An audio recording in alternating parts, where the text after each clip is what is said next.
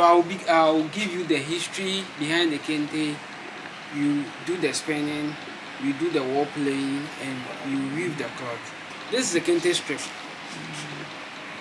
and kente are always in strips.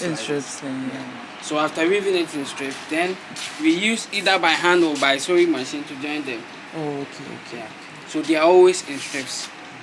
Our forefathers were weaving this. We call this earth weave, Asante tuma.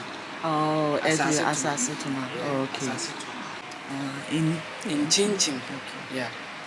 So this talks about life is not in a smooth way. Life is a zigzag. So for you to be able to achieve your goals in life, it's not always in a smooth way. You have to go through hardship before you reach wherever that you want to reach in life. This cloth too is a very popular cloth. Yeah. Okay. What's the wrong time?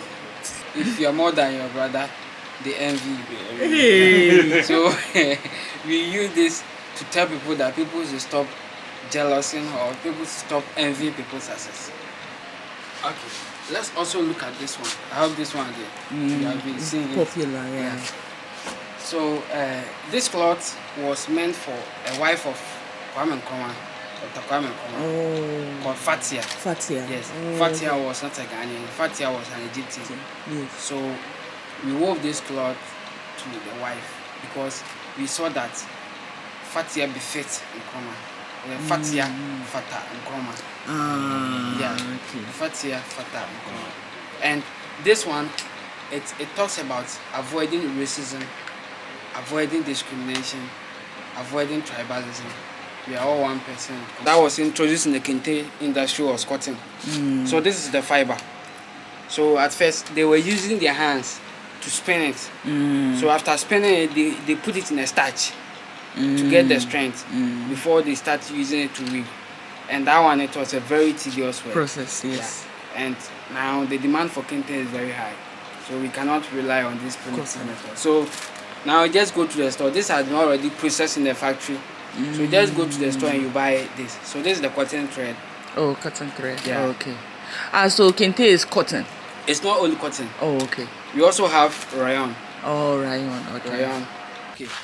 So kente weaving is in stages. So from the first stage up to the final stage.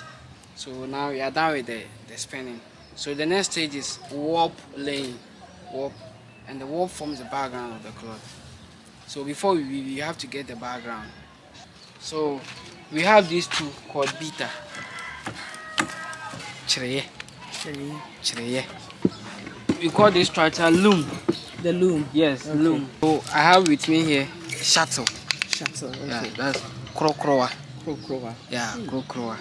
When the shuttle is in the right hand, you pull your right leg down. Okay, so it's right leg. Yes, right leg. So when it's right hand, right foot down. Yeah. When it's left foot down. So when you are pressing the right, you shouldn't press the left too. Okay. You have to lose.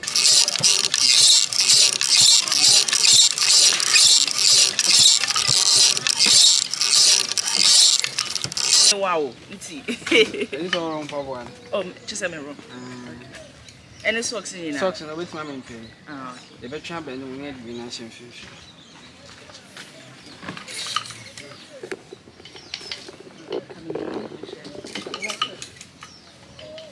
Right foot down.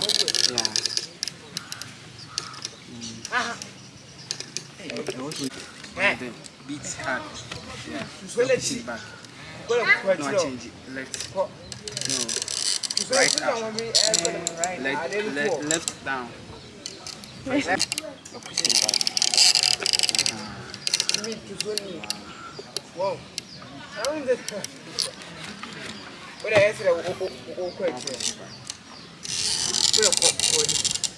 So after our brief introduction on kente cloth, the history, the significance, the culture, we went to see the large workspace where people can just bring their loom and work here. The space is free and also they don't need any electricity, so you can work at any time. So there are various men here. Everyone has their own jobs. They come in, they weave, they do their jobs, they sell it to their customers, and the pattern repeats. He also showed us the different styles that you can see. So this person who's weaving is actually an ewe, and ewes are a different ethnic group in Ghana. They have their own style of Kente weaving. Our guide was saying that theirs is a lot more complex than what you might see from Ashanti. So everyone has their own approach to weaving. When I went to the north, they also weave their cloth there, and it's a completely different process, but super interesting to see. So after we went through the workspace, we actually went to do a quick fufu workshop. I eat fufu all the time, so it was really interesting to do it in the village and just to see how they did it for me as someone who is plant-based. So let's just enjoy the cooking process.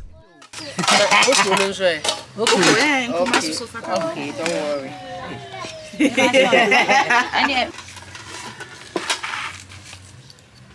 Me trying to say. Na me trying to say. And sana me we dey. This you know.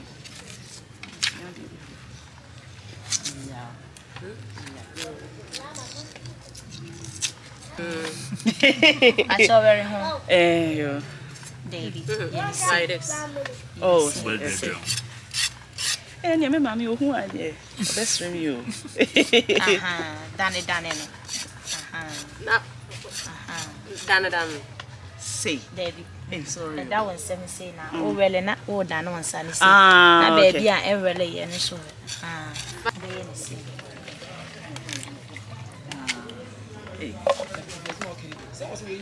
Okay, just to give you a brief overview of what's going on, we are making fufu with light soup, which is literally like one of the most foundational Asante dishes. So what we were doing before, they had boiled the ingredients for the soup, which is tomatoes, garden eggs, onions, and pepper. And while that was boiling, we cut up the cassava and the plantain that we'll be using to pound the fufu. Once that was on the fire, we went back to the vegetables, which are now soft. And since we're not using a blender, we grinded them by hand, and we're also adding some spices for flavoring. Since I'm not eating meat, we're just using the vegetables for flavor. So this is prekese. We put it on the fire and it softens it up, and it has the most flavorful aroma. Just one alone would just make the soup smell amazing. I ended up bringing the leftover for my mom, and I had to pack it separately because it would have made my entire suitcase smell like prekese. After the soup ingredients were grinded, we added some water and strained it through a strainer. Sister Mami Sewa, who is the one who's doing the soup, she ended up going back and grinding it smoother and adding it all into the soup. So while the soup was on fire, then we moved on to pounding the fufu, which I am no expert at, but they were so patient with me and we pounded it together.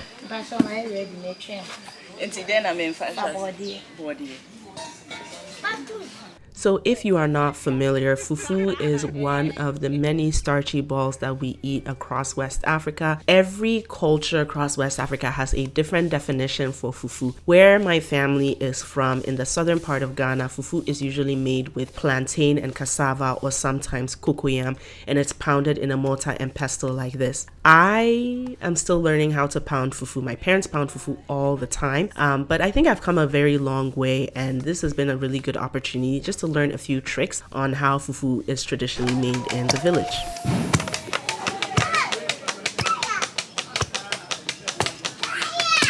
Don't sunny boomer. See, you see. Okay.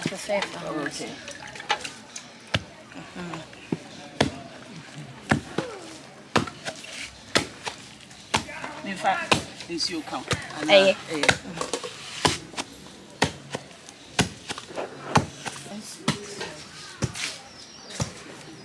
So fufu might look simple, but it is a very technical dish. If you want more details about this, I have a whole video on the science of fufu that I will link in the description box below. But beyond the fact that it is a trust exercise, you have to be very observant. You have to be including the right amount of water so that things don't stick, as you can see, and that the fufu pounding is not too difficult.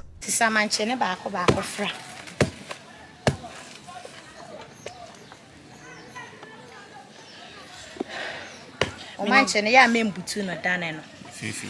See. Okay. Adena. Ese se me yesa. Na yesa na be hihim. Okay.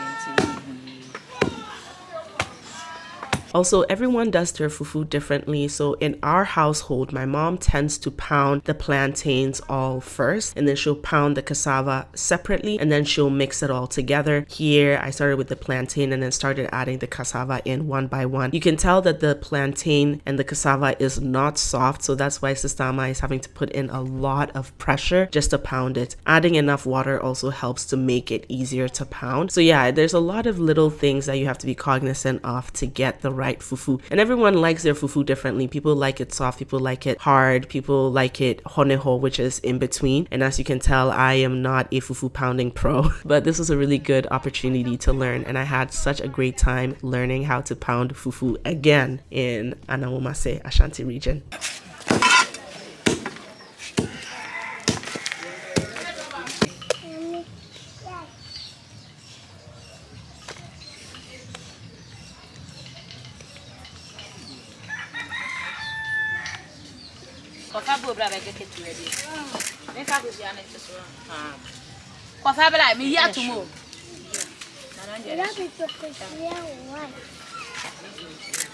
Bedi mikosia. Ana wacho okru. Oh yeah, me know.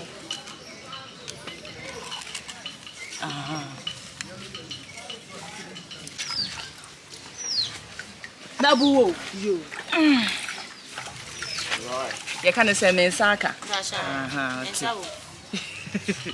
After our very yummy lunch, we went over to the Kuku farm that they have at Anawomase. So in addition to learning about Kente, you can also learn about Kuku. It's a tourist center, so they offer so many things for visitors. If you did not know, Kuku is also called cacao in the Western world. It is not indigenous to West Africa, but Ghana and Ivory Coast are the world's #1 and 2 exporters of cacao beans. So as you can see, the fruits grows on the stem, which is also very unique, and the seeds inside is what you use for chocolate. The season for cacao in Ghana is after the rainy season, so the major season is usually after August, and you can harvest it for a couple of months. So we were really lucky. I went to Ghana in October. It was a lot of the fruit was starting to come into season. If you want to learn more about chocolate, the various uses of this plant, I have a video that I just uploaded. I will link it at one of the corners. Basically, when we got there, he explained all the various uses of cacao pod and the cacao tree. In order for you to get the cacao seeds, you have to physically harvest the pods. They don't fall from the tree like mango or whatsoever. And inside, you will find the fruits and the seeds. The fruits is edible, tastes just like soursop. The seeds are what is used for chocolate after it's fermented. We use the leaves, the roots. The seeds have a butter you can make out of it, and that is used for cream. It has only been part of the Ghanaian ecosystem for maybe just over 120-30 years, but Ghanaians have found various uses for it beyond just the seeds. So as I mentioned, I have a video all about this. I will link it in the description box below and in the cards above. After our tour of the Kuku farm, we actually followed a palm wine tapper into the forest to learn a little bit about palm wine. This was not originally planned, so everything was just planned on the go. But here he is showing us a palm tree that he has tapped. Yes, this is the same oil palm tree that palm oil is made from. After the raining season, when the heat comes, palm wine tappers will buy the tree and cut it down, and from there they can make the palm wine. He's explaining here that the sap flows through the stems in little tiny pores, and so once he taps into it and cuts slices off, the liquid flows out and down a hole that he has tapped at the bottom. I have a full video of how the palm wine process is done, so I will link it up in one of the little corners, so make sure to check it out. And yeah, so that was one of the best experiences I've had on this trip. The palm wine was so delicious, and it was the perfect way to end our trip at Anawomase.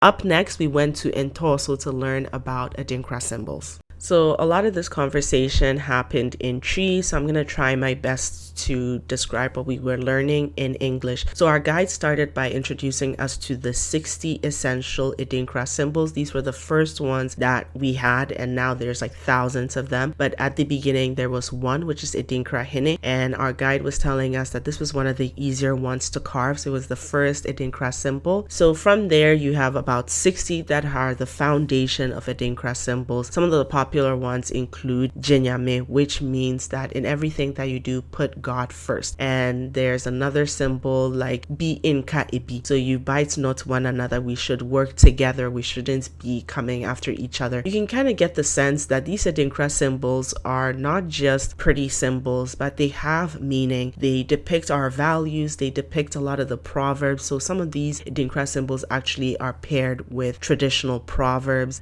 They all have significance and meanings. Their inspirations are drawn from things around us, whether it is life, whether it is the natural world. So our guide was describing one called Aya, which is the fern, and these ferns grow on palm trees, and basically it's saying that they are growing on some of the toughest palms. They are definitely defiant. They have come from difficulty and they have survived. So that's what a lot of these Adinkra symbols are depicting, and we have the tree names for them, but they have all been translated into English. So if you want to learn a little bit more about it, I will leave a link at the bottom below. So after our guide went through all of the Adinkra symbols, he basically showed us how they can do the batik. Dye is actually from a natural plant. The plant doesn't grow in southern Ghana, it actually grows in the north, and it's almost like a regenerative plant. When you cut the bark, our guide was telling us that in 3 months later, it would just replace itself. So the bark is really hard, and what they do is that they use a knife to cut it into small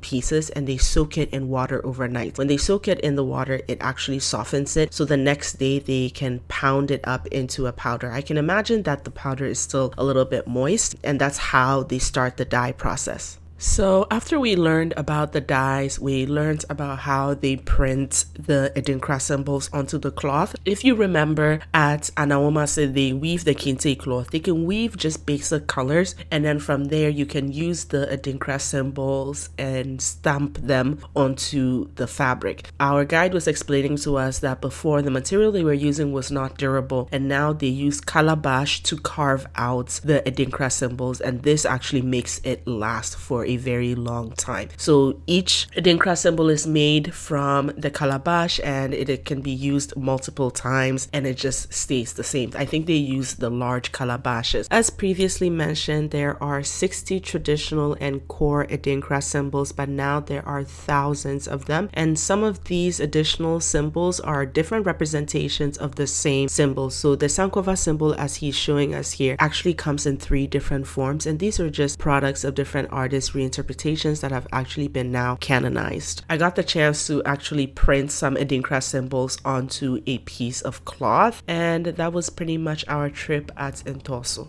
After Ntoso, we went to our hotel and we stayed in Kumasi overnight for our next day.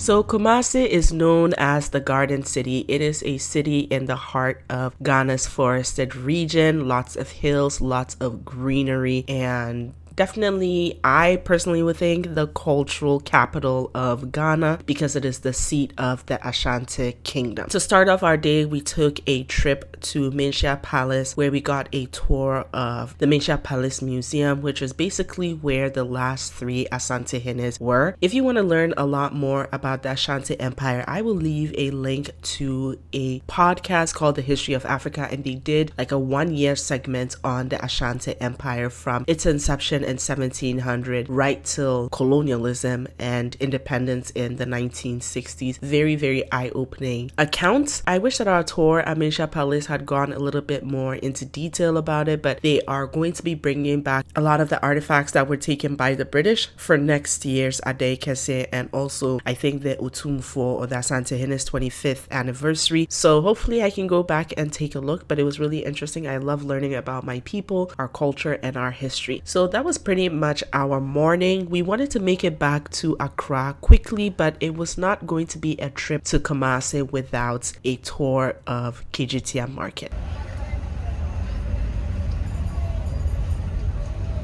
They say Kejetia Market is one of the largest indoor markets in West Africa. So basically all of this was outdoor, and then they built a huge indoor complex with like, I think maybe 4 or 5 levels that houses various merchants. So on the ground floor, you can get all different types of foods that you want. The food options are kind of similar to what we saw at Makola. The interesting thing about Kumasi is that there's a lot more stuff from the north that you can get in. You'll get a lot more greens from the north in Kumasi. Also, the street food in Kumasi is very unique. I heard that you can buy eto in the market and they basically travel with it. We managed to find an eto seller. And if you don't know what eto is a mashed plantain dish made with peanuts and spices. It is actually served for celebratory meals, so like your birthday, a woman's first period, and it's very interesting that they hawk it in Kejetia Market. So I was really looking for the opportunity to try it. It's usually vegan friendly if you skip the extra palm oil at the end, and when avocado is in season, you can also get it with avocado. I was so happy to get to try this. I also bought some tiger nut pudding, but I did not share it in this video, and that was pretty much our trip to Kumasi. We had to return back to Accra because the road is quite terrible. We wanted to make it back to Accra in good time. So that was our Kumasi trip. This was one of my favorite trips. I'm going to be going back to Ghana in the next year, so hopefully I can explore more of my parents' hometown and share that all with you. So make sure to give this video a thumbs up and subscribe to my channel. I will be sharing my Tamale vlog next, so I'll see you in my next video. Bye!